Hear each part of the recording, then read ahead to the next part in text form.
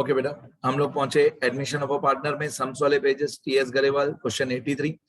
ये हमारा नया टॉपिक है आज का। क्वेश्चन 83 में यहाँ पे भी है कैपिटल कंडीशन ही।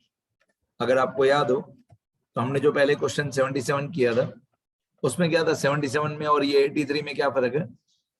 क्वेश्चन 77 में न्यू पार्टनर का कैपिटल दिया हुआ था और उसमें से ओल्ड पार्टनर्स का कैपिटल हमने फाइंड आउट किया था, और यहाँ पे 83 में उल्टा है, पुराने पार्टनर्स का कैपिटल दिया हुआ है और उसमें से नए पार्टनर का कैपिटल हमको फाइंड आउट करना है। ये थोड़ा ज्यादा हार्ड होता है ये वाला टॉपिक ये भी कैपिटल कंडीशन है, इसको भी कैपिटल कंडीशन ही बोलेंगे। लेकिन कैपिटल कंडीशन कैसा कि when the capital of old partners is given and the capital of new partner is to be found। Old partners के कैपिटल में थे, नए पार्टनर का कैपिटल फाइंड आउट करना है। यहाँ पे पुराने पार्टनर्स है रमन एंड रोहित। मैं बहुत धीरे धीरे स्टार्ट करता हूँ। Raman and Rohit were partners in a firm. Question 83. Raman and Rohit were partners in a firm sharing profit and loss in the ratio of 2:1. तो मैं 2:1 जो रमन और क्या नाम था, रजत, रोहित, रमन और रोहित 2:1। तो मैं वर्किंग नोट्स में जाऊंगा, रमन और रोहित का रेशियो लिख दूंगा 2:1, 2:1। यहाँ पे मैं लिखूंगा old P&L ratio of Raman and Rohit। ठीक है, इसको मैं हेडिंग लिख देता हूं, ये हमारे रेशियोज, ये रेशियोज वाला वर्किंग नोट 2:1 रमन और Rohit old ratio working notes में लिख दिया मैंने। वापस क्वेश्चन में जाते हैं। अब आगे क्वेश्चन में लिखा हुआ है कि on 31st March 2018, their balance sheet was as follows। Balance sheet of Raman and Rohit as on 31 March 18। Balance sheet में क्या क्या हमारे काम का होता है, 4 important amount, cash, capital, goodwill, reserves. ये कैपिटल को मैंने टिक किया, कैपिटल टिक कर दिया। एसेट साइड पे कैश नहीं दिया हुआ है पर बैंक दिया हुआ है, एक ही बात है, बैंक को टिक कर दिया। Cash, capital, goodwill, reserves. Goodwill old balance sheet में यहाँ पे गुडविल नहीं दिया हुआ है। रिजर्व्स में एक ही दिया हुआ है, वर्कमैन कॉम्पेंसेशन फंड। ठीक है, तो cash, capital, goodwill, reserves. Cash की जगह बैंक दिया हुआ है, गुडविल नहीं दिया हुआ है, कैपिटल दिया हुआ है, रिजर्व्स में एक ही नाम दिया हुआ है, वर्कमैन कॉम्पेंसेशन फंड। ठीक है, तो पहले कैपिटल से शुरू करते हैं। क्रेडिट, लायबिलिटी मतलब क्रेडिट, तो 140 और 1 लाख। मैंने अकाउंट सारे ड्रॉ करके रखे, नाम सिर्फ मेरा लिखना बाकी है, रमन, रोहित, और ये न्यू पार्टनर है सलोनी। तो पहले नाम लिखता हूं मैं, रमन, रोहित और सलोनी। ये पार्टनर्स कैपिटल अकाउंट है, रमन, रोहित और सलोनी। ठीक है, रमन, रोहित और सलोनी, ये पार्ट का कैपिटल अकाउंट। ठीक है, करंट अकाउंट इस क्वेश्चन में नहीं है तो नहीं बनाएंगे। आगे बढ़ते हैं। इतना तो सबको पता होगा कि पार्टनर्स कैपिटल अकाउंट में क्रेडिट साइड पे प्लस होता है और डेबिट साइड पे माइनस होता है। करंट अकाउंट नहीं दिया हुआ है। अब बैलेंस ब्रॉट डाउन दिया हुआ है तो हम क्रेडिट साइड पे लिखते हैं बाय बैलेंस ब्रॉट डाउन। यही हमारा ओपनिंग कैपिटल भी यही है। ठीक है, अब कैपिटल दिया हुआ है कितना, रमन और रोहित का 140 और 1 लाख, 1,40,000 और 1 लाख। तो हम क्रेडिट साइड पे लिखेंगे by balance brought down, Raman और रोहित का कैपिटल 1,40,000 और 1 लाख। ठीक है, सलोनी का कैपिटल ऑब्वियसली नहीं दिया होगा क्योंकि सलोनी न्यू पार्टनर है। आगे बढ़ते हैं। अब वर्कमैन कॉम्पेंसेशन फंड जो है, ये जो वर्कमैन कॉम्पेंसेशन फंड है 40,000, ये डिस्ट्रीब्यूट तो होता है लेकिन पहले हम लोग ये चेक करते हैं कि इसकी कोई एडजस्टमेंट दी हुई तो नहीं है वर्कर्स की। तो एडजस्टमेंट नंबर 1 में वर्कर्स नहीं है, 2 में नहीं है, 3 में है वर्कर्स। ये a claim of ₹16,000 for workman compensation was admitted. मतलब हम लोगों को 16,000 रुपए का एक क्लेम पे करना पड़ेगा, 16,000 रुपीज का एक क्लेम पे करना पड़ेगा। ये लायबिलिटी होगी हमारी। तो टोटल फंड में कितने पैसे पड़े थे, 40,000। टोटल हमारी लायबिलिटी थी, रिजर्व था, फंड था 40,000, उसमें 16,000 इज स्टिल अ लायबिलिटी, बाकी 24,000 पार्टनर्स में डिस्ट्रीब्यूट हो जाएगा। तो अमाउंट याद कर लो, 40,000 और 16,000। और मैं आपको पार्टनर्स में डिस्ट्रीब्यूट करने बता दूं। पहले न्यू बैलेंस शीट में जाएंगे, ये न्यू बैलेंस शीट है हमारी। यहाँ पे हम लोग सबसे पहले लिखेंगे 40,000, ठीक है।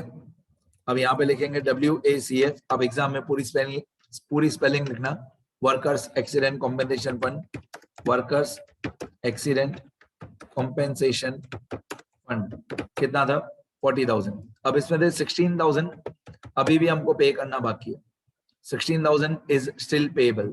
तो बाकी का 24,000 जो बच गया ये पार्टनर्स में डिस्ट्रीब्यूट हो जाएगा। तो इसको मैं बोलूंगा less distributed among old partners. आपको मालूम है कोई भी हम रिजर्व को डिस्ट्रीब्यूट करते हैं तो हम बोलते हैं ओल्ड पार्टनर्स ओल्ड रेशियो। तो ये 24,000 ओल्ड पार्टनर्स ओल्ड रेशियो में डिस्ट्रीब्यूट हो जाएगा। देखो ये 40,000 ओल्ड बैलेंस शीट में दिया था, ओल्ड बैलेंस शीट को मैं ट्रायल बैलेंस बोलता हूँ। ये 16,000 एडजस्टमेंट में दिया होता, ये 16,000 हमको पे करना बाकी है। तो बाकी का 24,000 जो है वो पार्टनर्स के कैपिटल में क्रेडिट हो जाएगा ओल्ड पार्टनर्स ओल्ड रेशियो में। इस 16,000 का भी एक नाम होता है, इस 16,000 का नाम होता है provision for workman compensation claim. इस 16,000 का नाम होता है to provision for workman compensation claim, ठीक है। अब 24,000 को मैं डिस्ट्रीब्यूट करता हूँ ओल्ड पार्टनर्स ओल्ड रेशियो में। तो 24,000 जो है ये रमन और रोहित के कैपिटल अकाउंट में क्रेडिट हो जाएगा 24,000। तो मैं यहाँ पे लिखूंगा by WACF, basically by workers accident compensation fund. अभी इसकी अमाउंट कितना डिस्ट्रीब्यूट करेंगे 24,000 रुपीज हम लोग डिस्ट्रीब्यूट करेंगे। कौन से रेशियो में, ओल्ड रेशियो में। ओल्ड रेशियो क्या था हमारा 2:1। तो 24,000 का 2:1, 24,000 मल्टीप्लाई 2/3 और 24,000 मल्टीप्लाई 1/3। तो 16,000 और 8,000 आएगा। ये मैंने ओल्ड पार्टनर्स ओल्ड रेशियो में डिस्ट्रीब्यूट कर दिया, याद रहेगा। टोटल फंड कितना था हमारा, टोटल फंड था हमारा 40,000, टोटल फंड था हमारा 40,000, उसमें से 16,000 हमको पे करना बाकी है। तो 24,000 पार्टनर्स में डिस्ट्रीब्यूट हो जाएगा। चलो आगे। तो WACF भी मैंने डिस्ट्रीब्यूट कर दिया। तो मैंने आपको क्या बताया था, कैश कैपिटल गुडविल रिजर्व्स। तो कैपिटल हो गया, रिजर्व्स हो गया, गुडविल ओल्ड बैलेंस शीट में नहीं है। बैंक बैलेंस है 50,000, ये कैश एंड बैंक अकाउंट हमने बनाया कंबाइंड, उसमें 50,000 डेबिट साइड पे आएगा। कैश एंड बैंक अकाउंट में 50,000 डेबिट साइड, यहाँ पे कैश एंड बैंक अकाउंट में डेबिट साइड क्या लिखेंगे, to balance brought down. Asset है तो डेबिट होगा। यहाँ पे हमारी जो ओल्ड बैलेंस शीट में इंपॉर्टेंट अमाउंट थी वो हो गई, स्टेप 1 हो गया। इसके बाद आती है एडजस्टमेंट्स। एडजस्टमेंट्स में ऑब्वियसली ये जो 2 लाइन है ऑन द अबाउट डेट वाले, थोड़ा बहुत मैं शुरू करता हूँ, सुनना ध्यान से। On the about date Saloni was entered in the partnership, Raman surrendered 2/5 of his share. दिमाग लगाओ, Raman surrendered 2/5 of his.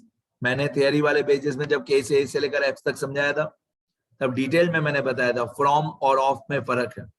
Raman surrendered मतलब sacrifice this 2/5 of his share, ये केस ई है। रमन के शेयर का 2/5 share, and Rohit surrendered 1/5 of his share, ये जो ऑफ हिज लिखा हुआ है ये केस ई होता है। Raman surrendered 1/5 of his share and Rohit surrendered 1/5 of his share, ये केस ई होता है। तो ध्यान से केस ई पहले रिवाइज करना, फिर ये सम करना, ठीक है। मैं अभी रेशियो सॉल्व नहीं करूंगा, बाद में, पहले इजी वाला पोर्शन, रेशियोज और गुडविल के एंट्रीज बाद में, ठीक है। ये केस ई है वैसे, ओके। मैं शॉर्ट में बता दूं केस ई। रमन का ओल्ड रेशियो था 2/5, सॉरी 2/3। तो 2/3 मल्टीप्लाई बाय 2/5, 2/3 मल्टीप्लाई बाय 2/5, ये रमन का सेक्रीफाइस आएगा। और रोहित का ओल्ड रेशियो था 1/3, 1/3 मल्टीप्लाई बाय 1/5, ये रोहित का सेक्रीफाइस आएगा, ठीक है। अब नया पार्टनर का रेशियो, सलोनी का रेशियो दिया हुआ नहीं है, तो रमन और रोहित जितना सेक्रीफाइस करेंगे उन दोनों को प्लस कर दो तो सलोनी का न्यू रेशियो आ जाएगा। तो मैं फिर से बोलता हूँ, रमन कितना सेक्रीफाइस करेगा 2/3 मल्टीप्लाई बाय 2/5, 2/3 का 2/5, मतलब 2/3 मल्टीप्लाई बाय 2/5।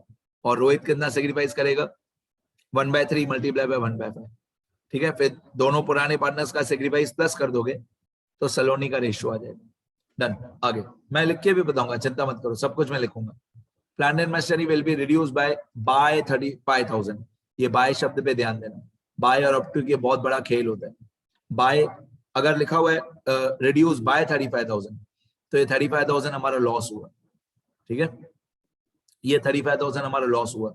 और लिखा हुआ है reduce up to 35,000, up to 35,000 में 35,000 हमारी मार्केट वैल्यू हुई, ठीक है। मैं यहाँ पे साइड में लिख के देता हूँ, साइड रूल करके लिख के देता हूँ, ये आप थियरी वाले पेजेस में लिख देना। अगर कभी भी लिखा हो रिड्यूस बाय 35,000, रिड्यूस बाय 35,000 लिखा हुआ है, तो इसका आंसर क्या हुआ? इसका आंसर हुआ 35,000 हमारा लॉस हुआ। ये पहला एग्जांपल। कभी भी ऐसा लिखा हुआ है रिड्यूस बाय 35,000, तो 35,000 हमारा लॉस हुआ। और कभी भी ऐसा लिखा हुआ है रिड्यूस अप टू या टू रिड्यूस अप टू 35,000, तो 35,000 जो है वो मार्केट वैल्यू है, न्यू वैल्यू है, ठीक है। तो रिड्यूस बाय और अप टू का ध्यान रखना। रिड्यूस बाय 35,000 मतलब 35,000 लॉस है, और रिड्यूस अप टू 35,000 मतलब 35,000 मार्केट वैल्यू है। तो plant and machinery reduce by 35,000, old value ये रहा 1,75,000। तो मैं इसको टिक कर देता हूँ, जिसमें जिसमें एडजस्टमेंट है मैं उसको टिक करते जाता हूँ। ये प्लांट एंड मशीनरी की ओल्ड वैल्यू 1,75,000, उसमें 35,000 हमारा लॉस हुआ, तो 175 माइनस 35,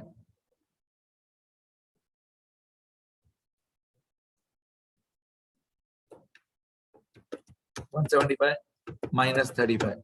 तो प्लांट एंड मशीनरी की ओल्ड वैल्यू थी, प्लांट एंड मशीनरी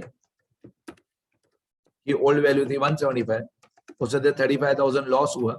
आप डेप्रिसिएशन बोल सकते हो, 35,000 हम लोग माइनस कर देंगे, तो 175 माइनस 35, आउटर कॉलम में 1,40,000 और 35,000 जो लॉस हुआ ये रिवैल्यूएशन में डेबिट साइड, 35,000 हमारा लॉस हुआ।